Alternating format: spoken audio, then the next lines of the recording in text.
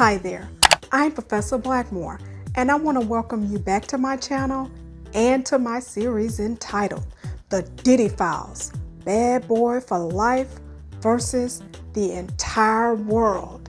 And I'm coming back to you today to summarize developments in Sister Joi Dickerson-Neal's civil lawsuit filed against brother Sean Diddy Combs on November the 23rd, 2023. And while brother Diddy has had about a half a dozen civil lawsuits filed against him in addition to 2 simultaneous federal criminal search warrants executed on his homes, all in the past 5 months, he seems to be living his best life.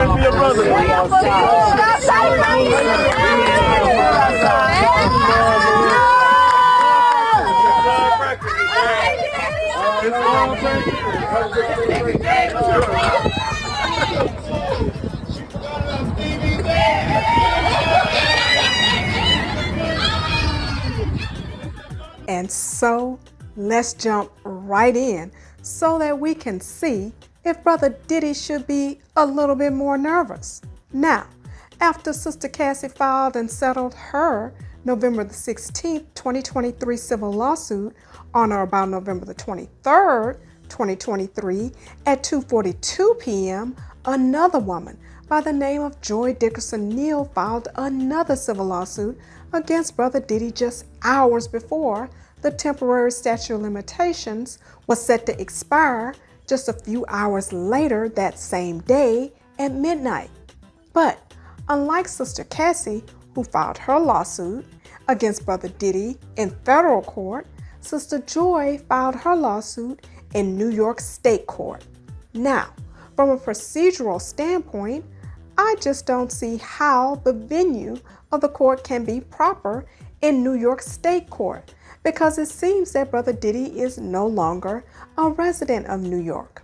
I mean, you have to ask yourself why Sister Cassie filed her lawsuit in federal court pursuant to diversity of citizenship jurisdiction if there is not some question about brother Diddy's New York residency status.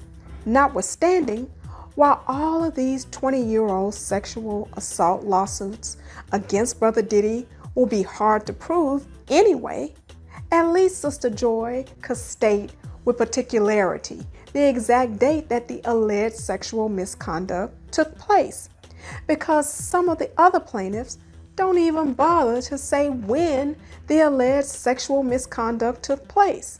But procedurally, it will be interesting to see what happens with Sister Joi's lawsuit as the case proceeds even further. Because from a venue standpoint, the lawsuit, in my opinion, should be filed in a venue within the purview of the jurisdiction where the defendant resides if you're suing that person in their personal capacity. Otherwise, it should be filed in federal court pursuant to diversity jurisdiction. But based on Sister Joi's attorney's interpretation of law, they are well within their rights to haul a possible out-of-state defendant into court regarding almost 30-year-old sexual assault claims merely because New York is the location of the alleged incident. And maybe these procedural shortcomings of Sister Joi's lawsuit are the reason why you see brother Diddy out and about, seeming as if he does not have a care in the world. Much love. We love you. Fuck yeah. To you too. Much love. We love you. Fuck yeah. Now, the factual allegations of Sister Joi's lawsuit indicate that although she had been previously warned about brother Diddy's, quote, reputation for abusing women, end quote, that, quote, finally, on January the 3rd, 1991, she reluctantly agreed to meet him in New York City, at which time she uses this word again. She reluctantly took a hit of a blunt, end quote. Sister Joi admits that from that point, her memory was incomplete, which would never work in a criminal court of law where allegations must be proved beyond a reasonable doubt. And so, in criminal court, if your memory is incomplete and you have no other evidence, you will never be able to prove the elements of the crime beyond a reasonable doubt. But I guess maybe she thinks a jury in a civil court, where the standard is a preponderance of the evidence, might buy these over 20-year-old allegations. Now, Sister Joi, quote, recalls Brother Diddy bringing her to a music studio. She next recalls being outside of a residence where it seemed Brother Diddy was living, except he rang the doorbell. A man who was an acquaintance of both hers and Brother Diddy answered the door, end quote. Okay, so if he is an acquaintance of yours and Brother Diddy's, then what is his name? And why would you wait over 20 years to report this to authorities, since you had a name of a person who was an acquaintance who could corroborate your story? Sister Joi states further, quote, while in the home, Brother Diddy sexually assaulted her. She recalls feeling humiliated and hurt, yet she could not escape the assault. Because she had been drugged, Sister Joi lacked the physical ability or mental capacity to fend Brother Diddy off. The next day, Sister Joi's vajayjay hurt her in a way that she had never experienced from any prior consensual sexual encounters. Feeling confusion, pain, embarrassment, and shame, Sister Joi did not go to the hospital or report the assault to the police. The next day, Sister Joi tearfully recalled the sexual assault to her best friend. Shortly thereafter, Devontae Swing, a member of the R&B group Jodeci, told Sister Joi that Brother Diddy had filmed himself assaulting her and had shown the video to Swing and others while working at the studio. Sister Joi asked Swing who had seen the video, and he replied, everyone, end quote. Okay, now, so my immediate question is, will Swing and this best friend of Sister Joi testify to all of this at the time of trial? Because if Sister Joi cannot establish that she can produce these two witnesses, an already weak, over 20-year-old case will be on life support. Now, I've been following this lawsuit since it was filed on November 23rd, 2023, and in my opinion, either this case is about to settle, or at least there have been some settlement talks going on between the parties, or else, in my opinion, it will never settle at all. And I say this because this case has been on file for 5 months. On December 13th, 2024, Brother Diddy's attorneys filed this acknowledgement of service of the summons and complaint and joint stipulation agreed to by Sister Joi and her attorneys, allowing Brother Diddy and the Bad Boy Entertainment defendants until March 1st, 2024 to file their answer to the complaint. Then, on March 1st, 2024, the parties filed another joint stipulation allowing Brother Diddy and the Bad Boy defendants until April 12th, 2024 to file their answer to the complaint or their motion to dismiss. Then, on April 11th, 2024, the parties filed another joint stipulation allowing Brother Diddy and the Bad Boy defendants until April 26th, 2024 to file their answer to the complaint or any motion they had to file that would dismiss the complaint. So this gives them until April 26th, 2024. And so I was waiting to see what they would file. And all of these stipulations are filed by the office of the attorney representing Brother Diddy and the Bad Boy defendants. And so when I first saw all of this, it left me thinking that the parties were very likely engaged in some serious settlement discussions. Because in my opinion, Sister Joi's attorneys just would not sit by and agree to these back-to-back extensions without some credible belief that this case could be settled. And from Brother Diddy's perspective, if he could get a settlement and a dismissal with prejudice without having to file an answer or other responsive motion, then that would be ideal. But on the other hand, it is quite risky because if I'm Brother Diddy, I would not settle any of these cases unless I can be sure that I'm not paying someone who will turn around and cooperate with a state or federal prosecutor in a criminal case wherein I would end up sitting in prison like Bill Cosby before the Court of Appeals got involved in his case.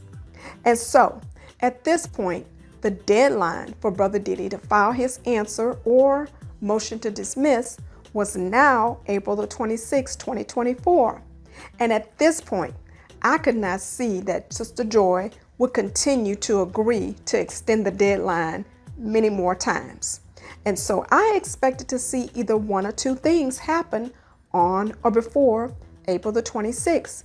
Either we will see the case settle or we will see Brother Diddy and Bad Boy filing their answer or a motion to dismiss, which will indicate to me that this case would probably never settle, especially in light of Brother Diddy's recent defiant posting of his reminder to the world of his Biggie Smalls Bad Boy for Life days, in light of the fact that Sister Joi's case has some serious weaknesses. I mean, without witnesses, I don't see how Sister Joi will be able to prove an over 20-year-old he said, she said. In addition, again, unlike Sister Cassie, Sister Joi filed her lawsuit in New York State Court. Clearly, either one of them is right and the other is wrong. And you just can't get around asking yourself why Sister Cassie's attorneys thought the best recourse was to file her lawsuit in the federal court pursuant to diversity of citizenship jurisdiction, while Sister Joi decided to file her lawsuit in New York State Court. And so I was waiting all day on April the 26th to see what would happen.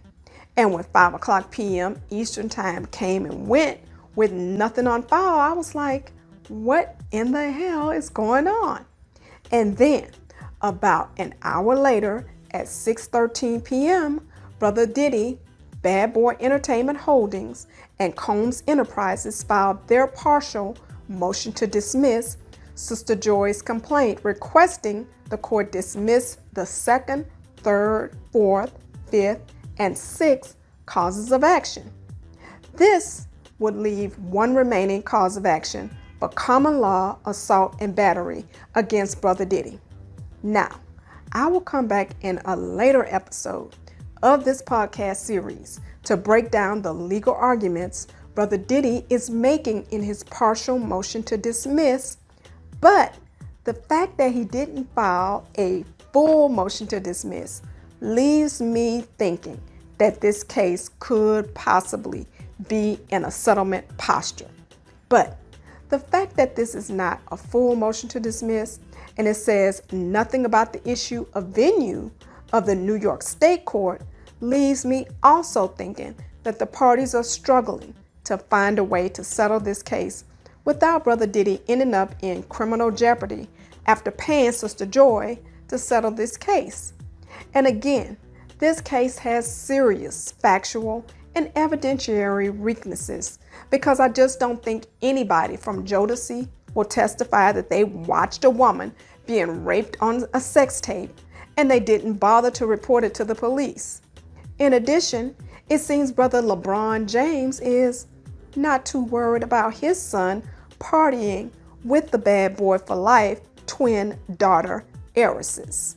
But what do you think? Do you think Sister Joi's case might soon settle under the circumstance of all that we have learned thus far? And if not, do you think this case is as weak as I think it is? Do you think anyone from Jodeci will ever testify that they saw this alleged sex tape?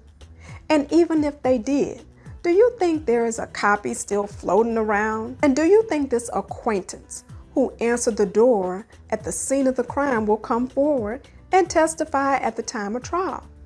And do you think this alleged best friend will come forward and testify when everybody that has a connection to the skeleton bones in Brother Diddy's closets all end up dead, please let me know what you think by leaving your comments in the comment section below. And I hope you'll also give me a big thumbs up. And I hope you'll also consider donating to this video and my entire channel ministry by donating to the ProfessorBlackmore.com Cash App. And I hope you'll also subscribe to my YouTube channel and set your notifications so you'll be notified whenever I come back with more hot tea from the church house, the courthouse, and everywhere else, honey child. And whenever I come back with more developments in the Diddy civil lawsuits. And please also follow me on TikTok and Instagram.